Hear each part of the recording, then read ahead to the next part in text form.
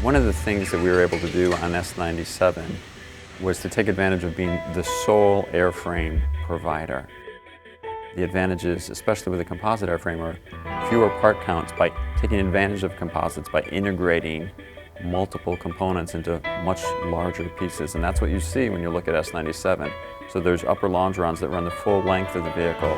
The skins are essentially the full length of the vehicle and keels. And that allows a much more mass-efficient vehicle to be designed and then bring them together in a single assembly.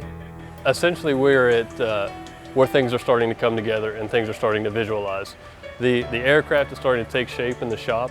Everybody's starting to see that it really is an aircraft, starting to see what we're building. We've been building detailed parts for over a year now, and we're starting to see the fuselage come together. Where do you want that at? Putting that shim in there, and then pop a hole, 2 holes down through it. It's exciting. I was just talking to the techs downstairs, and they really have a lot of joy in looking at the vehicle and understanding, hey, this is really something somebody's going to fly in one day. There's a lot of pride. They're really craftsmen here in West Virginia. I'm putting a shim in a vertical. It's down 30 thou. So we're putting this shim in here so laser tracker guys can shoot back in and see where we're at. One of the most exciting things about the S97 program is there are essentially no hard tools to build this assembly. So we had to think outside the box. We're not using typical tools to set details. We're using laser trackers and Verisurf operators to locate every single detail. This is much different than a typical production program, and it requires a lot more cohesive work amongst the shop technicians and the Verisurf operators, the laser tracker operators. We just finished the 4th of July week. The team worked on the 4th, they worked on the 5th, they worked through the weekend, and that progress is visible in the airframe today.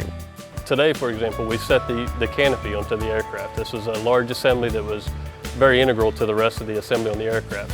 We had engineers supporting on the floor while we were setting the canopy. That's 26.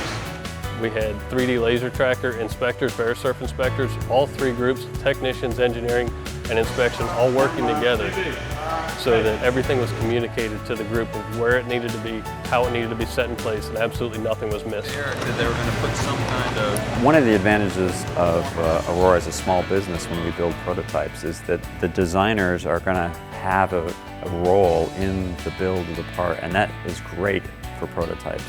I think that's one of the key points here at Aurora, West Virginia, and Aurora in general. The size of our company allows the engineers to work hand in hand every day with the technicians on the floor. Wherever the focus is, every day there's an engineer working with the technicians.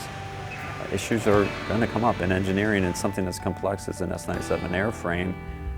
There will be things that having the person who knows the most about it, the designer, be there with it is a great advantage. And typically, design engineers in a production program, they may never even see the parts that they've designed. They put their name on the drawing and never see it, let alone be up touching it, helping it to be built and built right the first time.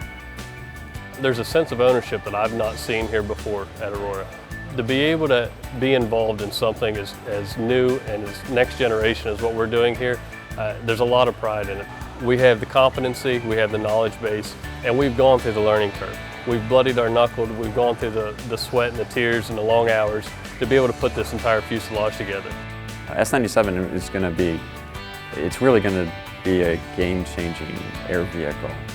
It's going to convince the Army of the capabilities of this technology, and hopefully that'll pave the way for the Armed Aerial Scout program for the U.S. Army.